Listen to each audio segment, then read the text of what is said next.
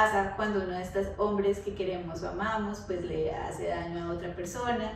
Y yo decía, con Pepito estoy bien, porque Pepito no es perfecto, como yo tampoco lo soy, pero Pepito está abierto a la conversación y ha corregido cosas, incluso. Aquí vamos a hablar de momentos que te tumban, pero también de cómo te levantas, aprendes y sigues adelante. Así que si alguna vez te has sentido roto o te encanta saber qué pasa en la vida de los demás, este es tu lugar. bienvenidos a El Hilo Roto. Yo soy Juan Muñoz. Y yo soy Sergio Tapias. Síganos para no perderse a ningún episodio. Hola, ¿cómo están? Bienvenidos a un nuevo episodio de Hilo Roto. Hoy estamos con María Ángela Urbina. Como ya saben, yo soy Juan Muñoz y Sergio Tapias. Y hoy nos viene a contar sus historias de hilos rotos. ¿Qué tal la presentación? Directo al ruedo. ¿Cómo estás? Gracias por venir, gracias por aceptar esta invitación. Para nosotros, como te contaba fuera de micrófonos, es muy lindo y muy gratificante poder tenerte acá. Sí. No, pues muchas gracias a ustedes por la invitación. Para mí siempre es muy placentero hablar del amor y hablar de corazones rotos también.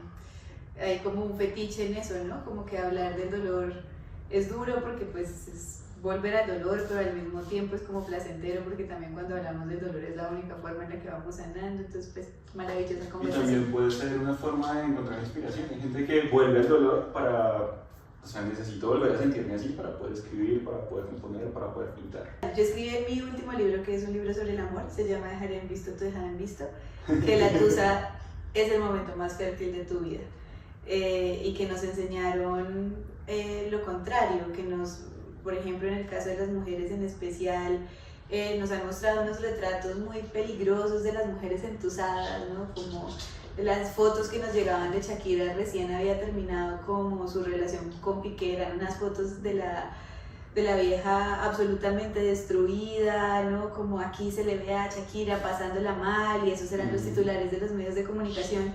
Y cuando una volvía sobre esas fotos, o por lo menos cuando yo las revisité, yo veía una mujer absolutamente normal parchando con sus hijos, yo no la veía destruida, pero el titular que ponían los medios de comunicación era ese. Y ha pasado muchas veces y nos acostumbramos a que el retrato de la tusa sea este retrato como absolutamente demoledor, y yo no niego que hay un duelo y yo no niego que es difícil, pero también creo que de los momentos más fértiles creativamente que existen son esos momentos de los duelos, porque además pasa una cosa, y es que ahora tienes más tiempo libre. Cuando estás entusada tienes más tiempo libre, y de lo que se trata sobrevivir a la tusa es de aprender a redistribuir ese tiempo libre en otras actividades que amamos, en otras cosas que amamos por fuera de esa relación que creíamos tan central. Entonces, ¿cómo buscarse a uno mismo después de estar en una relación donde uno ya se pierde de alguna forma? Sí, buscarse a una misma o buscar también otras formas del amor, ¿no? Porque es que el amor romántico tiene una agencia de publicidad súper buena. Claro. Es la forma del amor que más publicistas tienen y mejor pagados. Se han hecho muchas películas sobre historias de amor romántico, pero menos sobre otras formas del amor. Entonces la tusa además es una emoción muy egoísta, es una emoción que te dice, como se terminó esta relación romántica, tienes que estar mal en todos los aspectos de tu vida. Claro. Y es muy egoísta porque en realidad puede que otras cosas de tu vida estén andando muy bien, puede que esté andando muy bien tu relación con tus amigas, tu relación con la familia, tu relación con el trabajo, con los hobbies. Entonces pues también es una oportunidad para conectarse con otras formas del amor distintas al amor romántico, que se lleva como tanta atención y que nos quita también tanta energía. Sí, completamente. Siento que también un poco este espacio es precisamente eso, como de ese mismo tiempo libre que empezamos a tener y de estas maneras de reencontrarnos también en la amistad, y bueno, ahora con esta relación laboral que tenemos con Juan, como poder encontrarnos a nosotros mismos y abrir estos espacios. Y en ese orden de ideas, pues nos gustaría un poco indagar en tus hilos rotos. Porque, no sé, ¿qué historia crees que te gustaría contar? Pues yo creo que podríamos hablar como de la tusa de la amistad, que hablamos menos. Porque creo que además existe todo un sistema diseñado para atendernos y cuidarnos cuando rompemos en el amor romántico. Sí. Yo creo que tiene que ser un jefe muy canalla al que le llegue una persona en la oficina y le diga, mira, acabo de separarme de mi pareja, y que no tenga la compasión de decirte, vamos a ir más suave esta semana, ¿no? Como que en general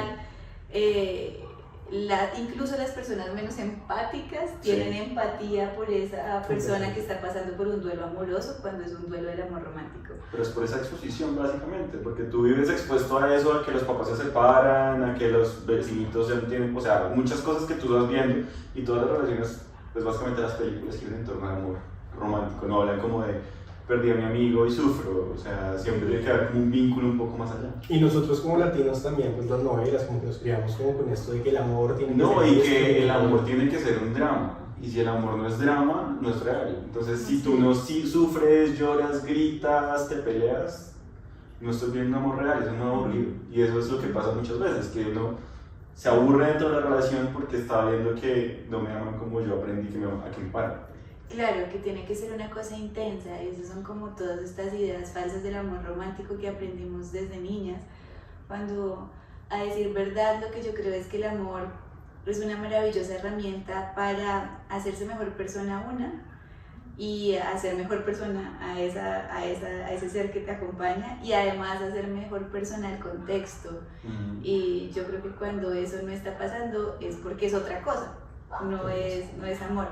Y sí, se habla menos de otras formas del amor y de otros duelos, como la tusa de la amistad, por todo esto que veníamos hablando, y no existe como una red de apoyo para acompañarnos cuando nos enfrentamos a esos duelos, como que si uno dice, no, pues es que terminé esta relación de amistad que tenía con una amiga o un amigo, pues no existe como esta solidaridad y esta atención social, ¿no? Y estas redes de apoyo que sí tienes cuando terminas una relación romántica. Y yo creo que por eso pues hoy aguanta hablar de eso, ¿no? ¿Qué pasa cuando tenemos una tusa de la amistad y también cómo podemos sobrevivir a eso? Y yo creo que mi tusa de la amistad tal vez más intensa va a ser que por ahí y ya no sé, es que siento que fue tan importante que es como mi antes y después de Cristo. Póngale que de esto ya hayan pasado como unos 4 años, porque esta persona con la que termino esa relación de amistad era un amigo que se sentía como familia, era una persona que tenía las llaves de mi casa, yo tenía las llaves de su casa, quien cuidó a mi mascota cuando nos dio COVID, cuando a mi pareja y a mí nos dio COVID, pues fue este amigo el que se encargó de cuidar nuestra gata. Y claro que, digamos que romper esa relación pues fue una remesión muy importante para mí, que me hizo reconfigurar muchas de las cosas que creía que sabía, sobre todo sobre la amistad, sobre el feminismo, sobre mí misma, y que me hizo también reconfigurar la forma en la que me relaciono con la gente.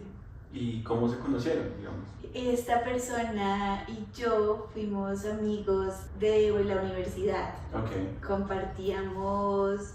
No compartíamos pues carrera, pero sí compartimos un espacio muy importante de mi formación, que fue hacer teatro. Okay. Hacíamos parte de un grupo de teatro juntos.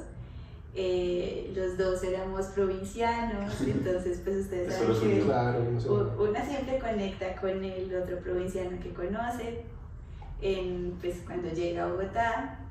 Y si bien creo que en principio como que esos primeros años de conocernos y hacer teatro juntos, pues no había como una amistad tan íntima como la que se vendría a desarrollar ya después de que ambos saliéramos de la universidad y del grupo de teatro. Pues digamos que ese espacio que compartimos ahí, como en el juego, en la creación, en el juego que viene con el teatro, en la creación de las obras que alcanzamos a hacer juntos como parte de este grupo, pues digamos que sentó las bases de lo que luego sería como nuestra amistad. Este era un amigo, durante mucho tiempo era como un amigo, y yo creo que se volvió mi amigo, ¿no? Como en este nivel de intimidad. Tal vez cuando yo me voy a estudiar inglés, una época en la que yo me voy a estudiar inglés, me voy a trabajar a una empresa de sistemas de calefacción en Estados Unidos, y pues trabajando en esta empresa de sistemas de calefacción podía estudiar inglés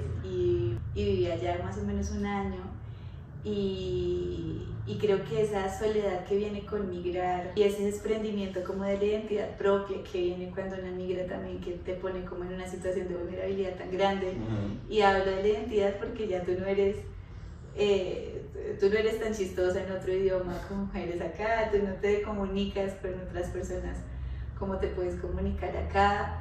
Hay unas barreras culturales enormes. Yo sentía que los gringos con los que me relacionaba solo hablaban de geografía, y yo quería preguntarles, oye, pero ¿cuál es tu herida de infancia? ¿Pero quién te viene del colegio? ¿Pero cuál es tu hilo roto? ¿Quién te rompió el corazón? Y no, allá es muy difícil establecer esas conversaciones, como que la gente solo habla como, ay, ¿cómo es el clima en Colombia? Sí, y entonces eso como que te arroja una soledad que es muy difícil de sobrellevar. Tendría 22 años en ese momento, y creo que él en ese momento estaba también como atravesando como otras soledades en Colombia, pero otras soledades, y creo que particularmente en esa distancia geográfica desarrollamos un nivel de intimidad de comunicación que terminó por consolidar esta relación, hacer una amistad muy genuina, muy verdadera, de mucho aprendizaje mutuo. Digamos que hace rato que no hablaba de esto y lo recuerdo como con mucho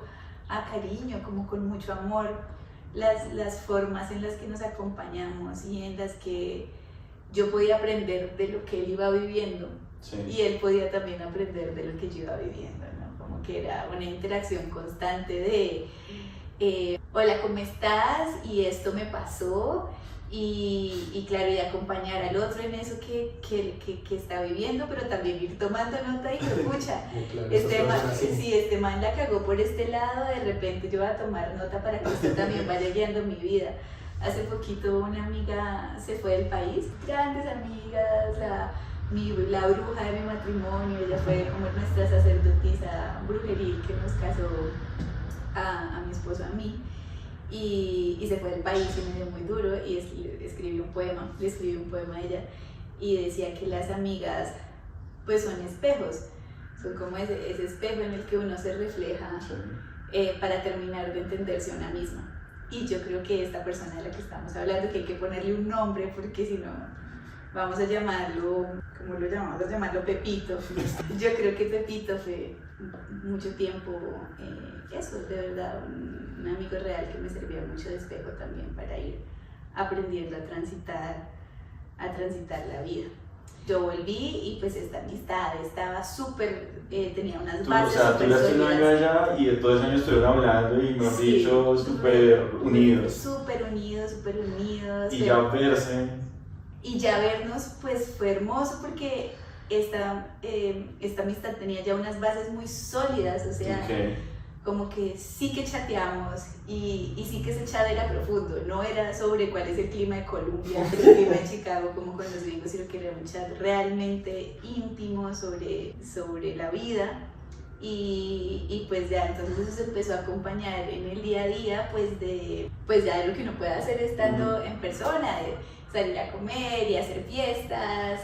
Y pues Pepito tenía un apartamento de soltero todavía muy universitario, en el que se hacían muchas fiestas, en las que la pasamos muy bueno, y muchas fiestas que además, digamos, que unían a esta comunidad de personas que giraba alrededor de este mismo espacio donde nos conocimos, que fue este grupo de teatro del que hicimos parte. Y sí, pues seguimos siendo muy amigos, y yo acompañé, estuve muy presente como en una de sus tusas más duras, como una relación muy importante que se terminó.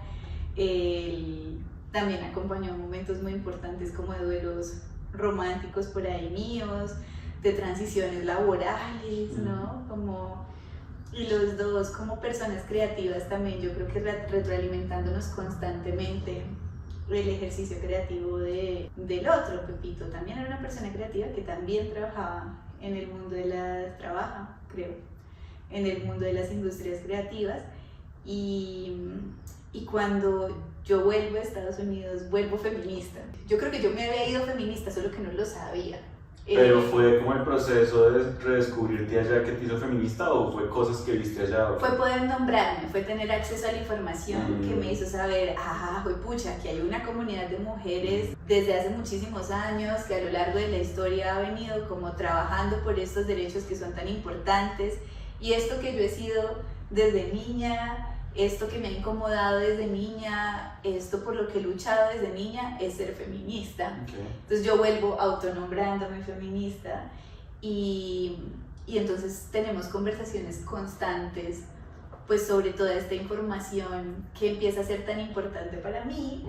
Yo empiezo a hablar, el feminismo también empieza a definir mi trabajo, empiezo a hacer este programa de periodismo feminista, que termina pues de darme mucha información. Yo siento que yo voy aprendiendo de feminismo en la medida en la que va saliendo cada programa y que las preguntas de la audiencia que empezamos a conformar muchas veces son las mismas preguntas que yo tengo, y que la posibilidad de hacer este programa lo que me permite a mí es profundizar en esta información que yo misma necesito, y entonces esto empieza a crear una comunicación entre nosotros que está atravesada ya por la discusión de género, en la que yo también ya empiezo a cuestionar pues como estas ideas que aprendimos sobre lo que es ser hombre y ser mujer que nos han hecho tanto daño. Es que si ustedes vienen de provincia es un poco más fuerte que Claro, y estos comportamientos asociados a la masculinidad que se han permitido y en los que yo muchas veces necesito cuestionar.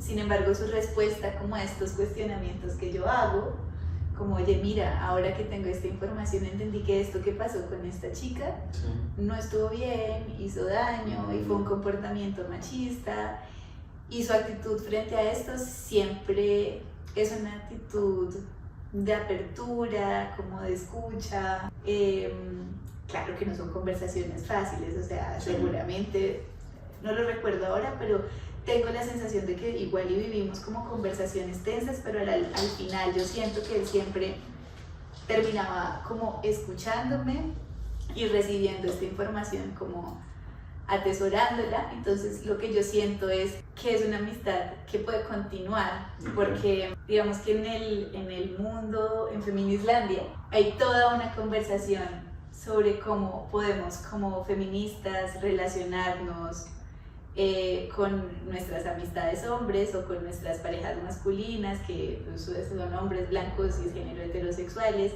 que tienen una cantidad de privilegios, y qué pasa cuando uno de estos hombres que queremos o amamos pues le hace daño a otra persona.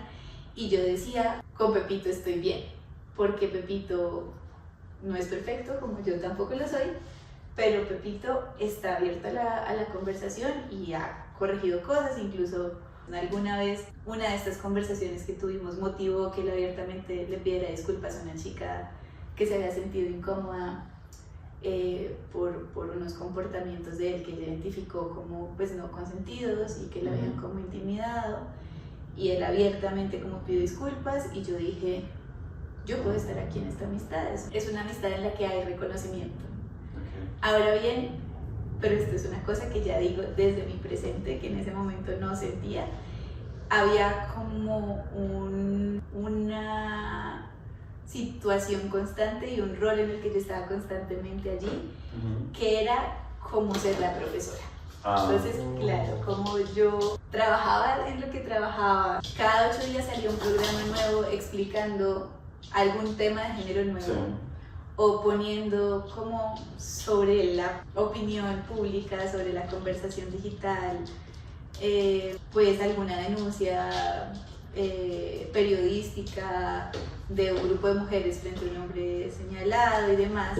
Pues el hecho de que yo tuviera este trabajo hacía que fuera casi como un shortcut sencillo, como una consecuencia directa, que Pepito y las personas que estaban a nuestro alrededor asumieran que yo tenía la información y que yo debía como enseñarles. Y la peor consecuencia de todo eso es que yo por mi lado tenía muchas cosas que aprender también, y estar constantemente en este rol de ser como la pedagoga pues hacía muy difícil que yo pudiera vivir mis propios procesos también, porque pues el hecho de que yo tuviera acceso a esta información no me hacía como ya graduada, porque nadie se gradúa de ser la feminista perfecta nunca, y por el camino pues a hoy lo que, como yo leo la situación, es claro, yo necesitaba esta reconfiguración de amistad, porque necesitaba rodearme de personas que también pudieran cuestionarme a mí, que también pudieran acompañarme a mí. Es súper importante pues en estos procesos cuestionarse eso a uno mismo y decir como pues no puede venir toda la información de un mismo espacio, sino como si realmente estoy interesado pues como que también debo buscar en internet, en Google, como bueno, ¿qué es esto? O sea, es de alguna forma tu obligación mirar qué es lo que quieres hacer con eso, o sea, buscarlo. Claro. Sí, pero es muy fácil para muchas mujeres que conozco y para también muchas feministas que conozco asumir la carga de tener la responsabilidad de ser la formadora. Y eso es súper peligroso. Pues primero porque, como les decía, implica como que una no está concentrada también en su propio proceso personal de aprendizaje, que es enorme, sino que además es una cosa pues muy desgastante. Pero también es una carga que la sociedad nos ha impuesto. Pero entonces sí hay ahí como un reforzamiento constante externo que está basado en prejuicios de achacarnos a las feministas como la responsabilidad de arrear al mundo. Pues no, pues de nada de esto yo me daba cuenta. Todas estas son reflexiones que yo puedo tener en el presente. En ese momento pues yo me puse la camiseta de ser la pedagoga, ¿no? Me puse la camiseta. Pues también tenía 25 ¿Y era años. solamente con él o era con cuántas personas más? Pepito era mi mejor amigo, sí. ¿no? Pero digamos que esa amistad que era el núcleo, pues ahí alrededor había otras personas con las que habíamos hecho teatro, ¿no? O que rodeaban como el círculo, pero digamos que mi núcleo pues siempre fue Pepito. Sí. Mi gran campanazo para decir cómo tengo que terminar esta amistad es cuando pues esos comportamientos que yo creía que habían sido como atendidos y reflexionados, pues en realidad para mí terminaron en saco roto porque pues me entero de que Pepito termina según me contaron y pues yo creí por completo en ese testimonio por distintas razones, que además no fue uno solo, fueron varias personas que lo vieron, en fin, fue una cosa muy dolorosa, agrediendo a una chica en un contexto de fiesta. Okay. Yo fui la última persona en enterarse, pues porque además, claro, esto había pasado y varias personas habían visto, pero como que era como, ay, no le podemos contar a María Ángela porque qué video, ¿no? Como que... Claro. Y en efecto le contaron a María Ángela y pues qué video. Y yo lo que siento es que el hilo se rompió, porque digo, si Pepito hubiera sido una persona que no hubiera tenido como las herramientas, que no hubiera tenido como chance de tener todas estas conversaciones, que no ha tenido solamente conmigo, sino también gracias al acceso cultural que tiene en el curso de los últimos años, si no hubiera habido campanazos antes en donde incluso él ya había tenido que pedir disculpas, pues de repente yo me la pienso un poco más a la hora de decir como si sostengo o no la relación. Pero en esa circunstancia yo sentí una cosa física que incluso excede lo racional. Yo estaba muy acostumbrada a vivir en el mundo de las ideas y de las ideas que defiendo y de las ideas que son tan importantes para mí. Y yo siempre había dicho que suave con las personas y duro con las ideas. Pero fíjense que la decisión de terminar esa amistad ni siquiera alcanzó a llegar, al menos en ese momento, al mundo de las ideas, sino que fue una cosa en el estómago que dije, yo no puedo volver a ver a Pepito después de esto.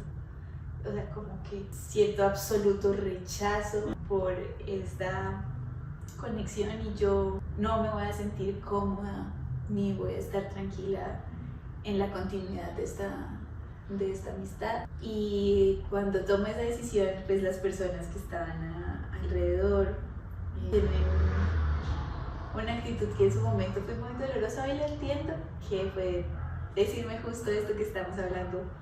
Ay no, pues si usted sabe, pues enséñele. Y esto también fue muy duro porque además piensen que era mis 20 y una etapa muy encendida en términos de lo que significaba mi trabajo, muy en la primera línea del periodismo feminista, cada 8 días como ahí enfrentando un reto nuevo, y eso vino con mucho estrés laboral y también con un peso muy grande para mi mamá, para mi pareja, para la red de personas que me quieren, que era pues esa cantidad de fuego cruzado por estar allí haciendo mi trabajo. Pero eso fue muy duro porque claro, yo enfrentaba todos estos como retos y como todas estas disputas que muchas veces terminaban en muchas formas de violencia. Pues era una época en la que de verdad recibía muchas amenazas de muerte o de violencia sexual constantemente en internet, o procesos penales por injuria y calumnia de estos hombres que señalaban a las mujeres y que luego nos denunciaban a nosotras por hacer nuestro trabajo. Se sentía como una época muy luchada y el mundo se sentía como muy adversarial muchas veces. Y esta era una de esas personas, era una persona muy importante, o sea, Pepito era muy importante en mi red de apoyo. Entonces lo que para mí implicó que esto pasara fue una cosa muy personal, pero que también se sentía como una desilusión social, como si yo no puedo acá, si yo no puedo en mi propio contexto, no podemos. O sea, como sí, si no era Pepito, pues qué desesperanza, porque esta era una persona que para mí hacía parte como de estas cosas que me llenan de esperanza, ¿no? Como que de estos, estoy haciendo un cambio en el mundo. Y como estos hombres que me hacen sentir como, ay, es posible, o sea, como no, es posible, todas hemos aprendido y todos hemos aprendido estos prejuicios, pero es posible. Entonces fue como un duelo a ese nivel, un nivel muy personal, pero también un nivel colectivo, como que por un lado era el duelo de perderlo, por supuesto, y de lo que implicaba para mí esa decepción tan profunda, pero se volvió como una decepción profunda también de las ideas en las que creía. ¿Y cómo le dijiste, como hasta aquí llegó esto? ¿Cómo lo tomó él? Pepito me llamó llorando cuando ya supo que yo me había enterado, muy preocupado, a decirme: lo que a mí más me preocupa de esto es perder nuestra amistad. Y yo ahí solo confirmé que yo tenía que terminar esa amistad, porque si le preocupaba más perder nuestra amistad, pues para mí lo que me dijo es como, uy, no, de pronto esta persona tiene como categorías de mujeres, mujeres a las que respeta, y yo corrí con la fortuna de ser aquí una de las respetadas. Por eso muchas mujeres, cuando salen las denuncias de hombres que nunca las han tratado mal, salen a defenderlos, porque dicen, pero él conmigo ha sido un hombre ejemplar. ¿Cómo así? Y es que no, pues sí, es que no, los hombres no son iguales con todas, ni todos los hombres son iguales tampoco. Entonces, para mí se hizo eso evidente, y aunque me dolió mucho escucharlo llorar de esa forma, se hizo evidente que él todavía no estaba atendiendo el problema de fondo. También me pareció que lo estaba minimizando, que parte de la responsabilidad y no la responsabilidad de las formas en las que yo habría esperado que él lo hiciera. Y esto a la larga, hoy, para mí ya no se trata de un asunto de lo correcto y lo incorrecto como en abstracto, que antes sí lo defendía como esto es lo que está bien, ¿no? Ya yo no creo en eso, pero no era lo que yo esperaba de él. O sea, más allá de lo que está bien en abstracto, no era eso lo que yo esperaba de mi amigo. ¿Qué herramientas o qué te mandó a flote como en esta crisis de cuestionarte como las ideas y obviamente de esta pérdida, y qué herramientas que hiciste tú como para hacer eso? Porque es lo que hablábamos al comienzo, ¿no? Como que se espera que cuando te rompen el corazón porque es una pareja vas y te comes un litro de helado, pero y cuando pierdes una amistad, y sobre todo pues en este contexto que es como una decepción, no es como... Y también me preguntaba un poco por el grupo de amigos, porque sí, como la postura de ellos era pues enséñele pues... Entonces se fracturó ese espacio por completo, o sea, se fracturó mi relación con él, pero también esos otros vínculos que estaban ahí alrededor, algunos que de hecho también eran muy importantes para mí, por lo menos un par también eran muy importantes, y también los consideraba muy cercanos a mi corazón. Yo creo que eso fue muy doloroso, ida y vuelta. O sea, el otro día me encontré con uno de ellos y yo le dije, ay, te voy a abrazar. No con Pepito, con otra de estas personas que también quería mucho. Yo le dije, mira, yo te voy a abrazar, porque de nuevo fue la cosa que yo sentía en la panza en ese momento. Yo te voy a abrazar, y nos abrazamos, y le dije que esperaba que todo estuviera bien y que las cosas avanzaran bien, pero al mismo tiempo, y yo creo que a él le pasó lo mismo, como que yo me sentí muy tranquila de ya no estar ahí, porque además lo que él me dijo fue como, en ese encuentro me dijo, me dijo que él estaba como muy dolido, como que tenía mucho dolor conmigo y como que más o menos como ya te perdoné. Y yo dije, no, pues esta amistad estuvo bien terminada. Pero pues seguramente si ustedes preguntan por esta versión de la historia, pues de ese lado, pues sabrán cosas que seguramente fueron muy dolorosas para ellos, y yo me imagino que eso tuvo que ver, y su dolor y las razones por las que él cree que él tiene que perdonarme o que ya me perdonó. Claro, Y pues entonces, cada cabeza es un mundo. cada cabeza es un mundo, y yo creo que eso tiene mucho que ver con que mis herramientas para responderte a tu pregunta fueron como la claridad de mis palabras en ese momento. Como que yo fui muy clara, a él le terminó la amistad definitivamente en un correo electrónico. ¿Por qué? Porque yo soy mucho más clara escribiendo que hablando.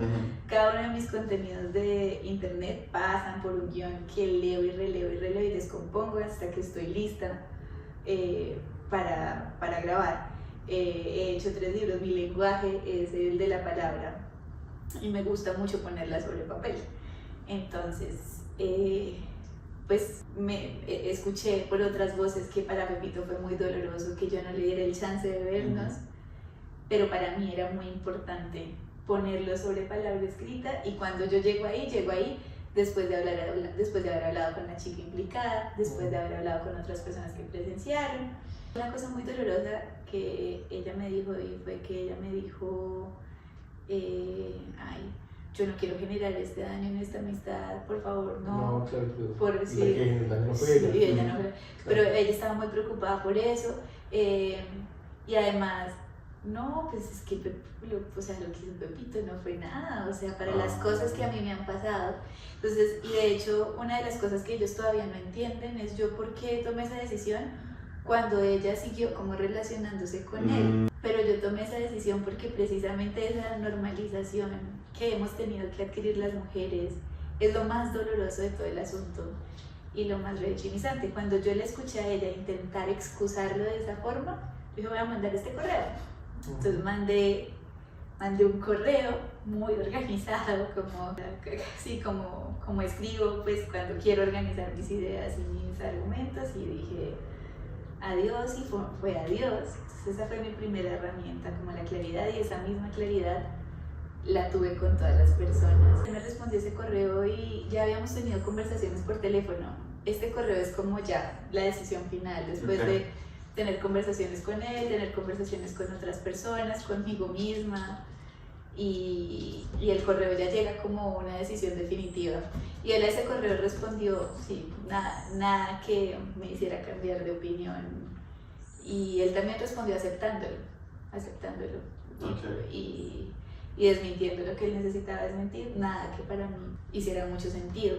Pues primero eso, como que mi primera herramienta fue la claridad, como tomar la decisión, y fue muy importante para mí, y lo pensé en ese momento, que fuera una decisión así, porque una con las amistades hace lo que Barthes llamaba fading, que hoy se llamaría a veces como ghosting, que es como ir desescalando las cosas hasta que la vaina se vaya enfriando, y entonces uno tiene como relaciones ahí, que como un arrocito en bajo de amistad, en el que no se podría fritar un huevo, pero pues que tampoco está apagada del todo la llama, y eso pues es muy peligroso, ¿no? Ya hemos aprendido la importancia de los cierres en las relaciones románticas, hemos aprendido la importancia de los cierres hasta para los procesos de paz, y yo creía que esa amistad también necesitaba pues terminarse, y que simplemente uno no hace esos procesos muchas veces con las amistades, y que ahí había que terminarlo. Entonces yo,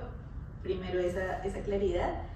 Ahora bien, luego de esa claridad, yo tuve unos días de cama, yo estuve realmente deprimida, y fue difícil, fue muy difícil, era porque realmente, o sea, sé que estaba deprimida porque me costaba existir, me costaba hacer las cosas que había que hacer, me costaba pararme a cepillarme los dientes, me costaba hacer mi trabajo, imagínate, hacer mi trabajo, o sea, como llegarme a parar a presentar un video sobre bla bla bla, sobre un caso de violencia, como cargando con este duelo interno con el que yo estaba cargando, o sí, como seguir intentando hacer esta pedagogía como con un ejemplo tan contundente de que no funcionaba. Entonces, herramientas pues las de cualquier duelo, pues el tiempo, dejar pasar el tiempo, eso del contacto cero súper útil también para la amistad, como que la decisión fuera así de radical y hizo que yo no me los encontrara con frecuencia en el después. ¿Y en quiénes te refugiaste si eran tus amigos? ¿Buscaste otra red de apoyo? Pues esto fue re hermoso porque pues primero ya vivía con mi pareja en ese momento, no estábamos casados pero ya vivíamos juntos. Pucha, eso fue un proceso súper difícil de acompañar para él también porque pues yo estaba muy triste, pero fue muy importante como ese soporte ahí en casa.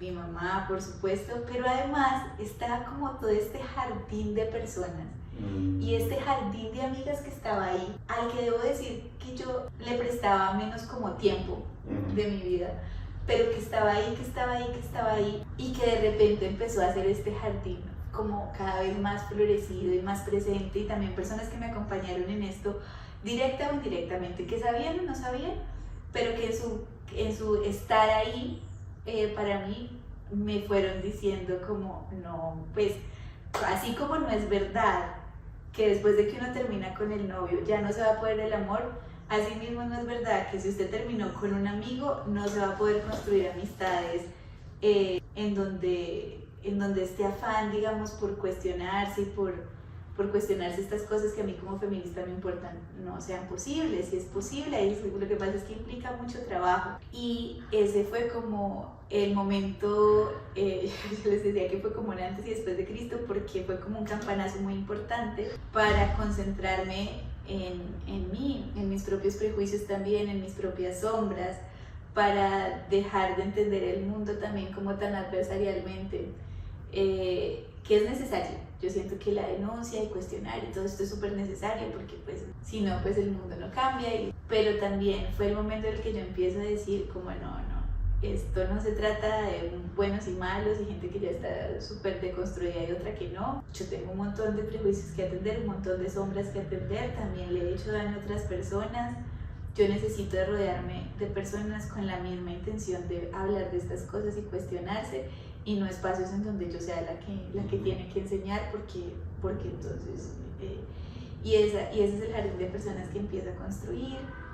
Empiezo a dedicarle tiempo activamente a esta gente. Yo siento que a todas estas amigas, yo siento que antes yo era de las personas que decía yo soy súper mala amiga, se me olvidan los cumpleaños de la gente y no sé qué, y después de esto empiezo como a cultivar activamente esas amistades, a entender que, por ejemplo, pues que mi relación de pareja es tan importante como todos estos otros vínculos que tengo por ahí, sí, como la familia, las amigas, y entonces viene como este renacer, ¿no? Como de la amistad. Y no voy a decir que las amigas, amigos y personas que me acompañan hoy sean perfectas y que nunca se equivoquen o nunca tengan este tipo de comportamientos que hay que cuestionar, pero nos acompañamos mutuamente en ese proceso. Si hay una diferencia allí en que es una compañía mutua y en que hay como una voluntad también de tener un disfrute como cuidadoso, de acompañarnos en el malestar, pero también en el disfrute de forma cuidadosa. Entonces eso, como esa compañía, esas personas también me ayuda a ir saliendo, escribir mucho, y también creo que haber vivido ese proceso así, como haberme separado de esa forma de esta persona, haber tenido todo este tiempo de procesarlo, me permite hoy como recordarlo como en toda su complejidad, como que volver sobre estas cosas bellas que les hablé al comienzo, como desearle lo mejor, querer que todo esto que pasó haya servido de algo para su vida y para sus preguntas, para las mujeres que le rodean en el presente. Y creo que lo que me permite estar como en este estado de tranquilidad sin dolor, pues fue haber vivido esas etapas tusa de esa forma, como de verdad, y haber puesto la distancia que necesitaba. O sea, ¿sientes que el contacto cero fue lo que más te ayudó de alguna forma? Sí, totalmente. Como la distancia fue muy reparadora y lo sigue siendo, o sea, y ya no le tengo miedo como miedo o ansiedad a encontrármelo, ¿no? Como que ya estoy en un lugar en el que podría verlo y saludarlo y esperar que esté bien y no querer volver a ser su amiga, pero desear que esté bien. Sí. Bueno, no, pues creo que eso es todo. Muchísimas gracias. Siempre es muy inspirador escucharte. Como te lo dije la vez que nos conocimos, que pues, has sido una persona que me ha hecho cuestionar muchas cosas, obviamente entendiendo que es un proceso que nunca termina. Pero gracias por venir y gracias por tu trabajo. Sí, por tu historia del hilo roto. Darte las gracias. Recuerden que pueden escucharnos en todas las plataformas de podcast. Yo soy Sergio, es Juan y es Mariana. Y esto fue El Hilo Roto. Muchas gracias. Quédense. Gracias por escucharnos. Pueden encontrarnos en redes sociales como @el.hiloroto y escuchar el resto de los episodios en su plataforma de podcast favorita. Nos vemos en el próximo episodio, donde seguiremos desentrañando más hilos rotos.